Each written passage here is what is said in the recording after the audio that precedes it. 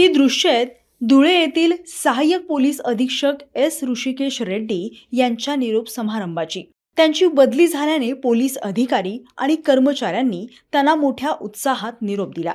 पण निरोप देताना 14 पोलीस अधिकाऱ्यांनी शासकीय गणवेशात दोरीने वाहन ओढले आणि व्हिडिओ व्हायरल झाला। त्यांच्या या कृतीमुळे पोलीस महासंचालकांकडील आचारसंहितेच्या स्थायी आदेशांचं उल्लंघन झालं आणि त्यामुळे 4 निरीक्षक 2 सहाय्यक निरीक्षकांसह 14 पोलीस अधिकाऱ्यांना नोटीस बजावली गेली आहे। सोबतच लेखी खुलासा देखील मागवण्यात आलाय।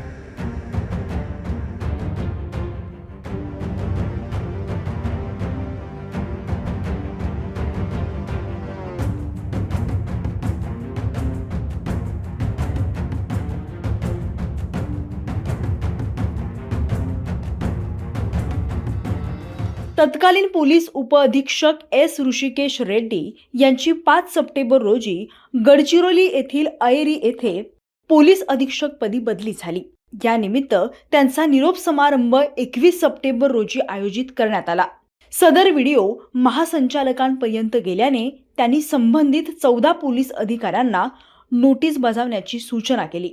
त्यानुसार पोलीस अधीक्षकांनी त्यांना नोटीस बजावली आहे। त्यात पोलीस महासंचालकांनी निर्गमित केलेल्या स्थायी आदेशातील सूचनांकडे शासकीय गणवेशात उपस्थित असलेल्या पोलीस अधिकाऱ्यांकडून दुर्लक्ष झाल्याचा ठपका ठेवण्यात आलाय। सदर अधिकाऱ्यांनी खुलासा सादर न केल्यास त्यांच्या विरोधात एकतर्फी शिस्तभंगाची कारवाई देखील केली जाणार असल्याचं SP श्रीकांत धिवरे यांनी म्हटलंय।